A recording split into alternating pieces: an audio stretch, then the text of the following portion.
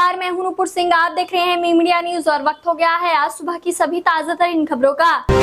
कोलकाता और चीन के ग्वांगझोई के बीच 4 साल बाद सीधी उड़ानें फिर से शुरू हो रही हैं। कोविड-19 महामारी और सीमा विवाद के कारण उड़ानें निलंबित थी, जहां इंडिगो ने कूटनीतिक प्रयासों के बाद सेवाएं फिर से शुरू करने का फैसला लिया है। तेजस्वी यादव ने एनडीए पर निशाना साधते हुए कहा कि अगर बिहार में महागठबंधन की सरकार बनती है तो वक्फ संशोधन अधिनियम को कूड़ेदान में फेंक दिया जाएगा।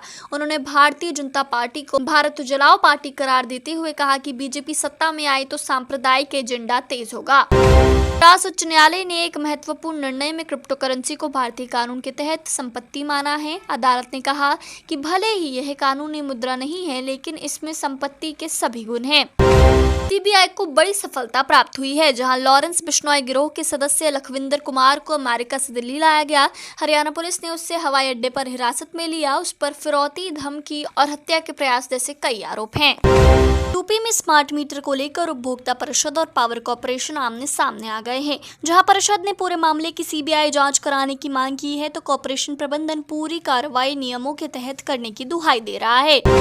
बिहार के मुख्यमंत्री नीतीश कुमार ने कहा कि बिहार के लोग अब पुराने दौर में नहीं लौटेंगे, जब अपराध और अराजकता थी। उन्होंने अपने शासनकाल में हुए विकास कार्यों का उल्लेख किया और लोगों से विकास के पथ पर आगे बढ़ने की अपील की। गृह मंत्री अमित शाह आज भारत समुद्री सप्ताह 2025 का उद्घाटन मुंबई के नेस्को प्रदर्शनी केंद्र में करेंगे, जिससे भारत की ब्लू इकोनॉमी को बढ़ावा मिलेगा। वाणिज्य एवं उद्योग मंत्री पीयूष गोयल यूरोपीय संघ के साथ प्रस्तावित व्यापार समझौते को राजनीतिक गति देने के लिए आज ब्रसेल्स का दौरा करेंगे।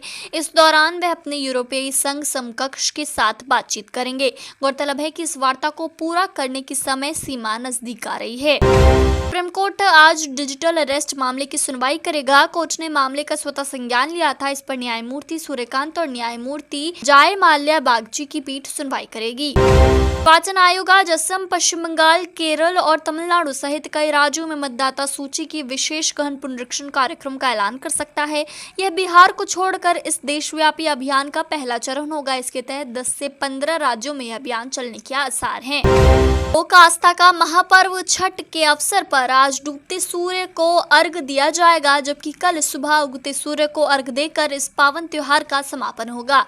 बता दें कि छठ पूजा भारत का एक प्राचीन और पवित्र त्योहार है, जो सूर्य देव और छठी मैया को समर्पित है। इसका इतिहास वैदिक काल से जुड़ा हुआ है और खासकर बिहार राज्य इसकी जन्मभूमि मानी जाती है। प्रधानमंत्री नरेंद्र मोदी ने 22वें आसियान भारत शिखर सम्मेलन में भाग लिया, जहां उन्होंने आसियान देशों के साथ भारत के सांस्कृतिक और व्यापारिक संबंधों को मजबूत करने की बात कही। मध्य प्रदेश के 3 प्रमुख टाइगर रिजर्व रातापानी, माधव और रानी दुर्गावती में अब पर्यटक 50% कम शुल्क देकर जंगल सफारी का आनंद ले सकेंगे, जहां स्थानीय पर्यटन को प्रोत्साहन देने के उद्देश्य से वन विभाग ने यह बड़ा फैसला लिया है। हिमाचल प्रदेश पुलिस भर्ती परीक्षा पर विवाद गहराया। पूर्व मुख्यमंत्री जयराम ठाकुर ने सुखू सरकार पर बिना इंतजाम परीक्षा कराने का आरोप लगाया। जम्मू कश्मीर के मुख्यमंत्री उमर अब्दुल्ला ने चेतावनी दी है कि यदि केंद्र सरकार ने समय पर राज्य का दर्जा बहाल नहीं किया तो वह मुख्यमंत्री पद से इस्तीफा दे देंगे। महाराष्ट्र में विपक्षी पार्टियों ने चुनाव आयोग की अनियमितताओं के खिलाफ 1 नवंबर को पूरे प्रदेश में मार्च निकालने का फैसला किया है।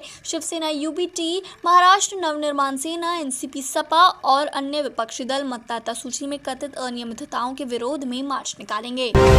पुलिस की क्राइम ब्रांच ने अंतर्राष्ट्रीय ब्रांड की प्रतिबंधित सिगरेट बेचने के आरोप में 2 लोगों को गिरफ्तार किया है। उनके कब्जे से 66,400 सिगरेट बरामद की गई है, जिनकी अनुमानित कीमत 12 लाख रुपए है। हरियाणा कांग्रेस के अध्यक्ष राव नरेंद्र के खिलाफ एंटी करप्शन ब्यूरो द्वारा चार्जशीट दाखिल करने से उनकी मुश्किलें बढ़ गई हैं। उन पर सीएलयू के बदले रिश्वत मांगने का आरोप है, जिससे पार्टी में अंतर्कलह बढ़ गई है। झारखंड के पश्चिमी सिंहभूम जिले के चाईबासा सरकारी अस्पताल में थैलेसीमिया पीड़ित बच्चों को एचआईवी संक्रमित ब्लड चढ़ाने के मामले में मुख्यमंत्री हेमंत सोरेन ने कड़ा रुख अपनाते हुए चाईबासा सदर अस्पताल के सिविल सर्जन और उनके साथ अन्य पदाधिकारियों को निलंबित करने के निर्देश दिए हैं।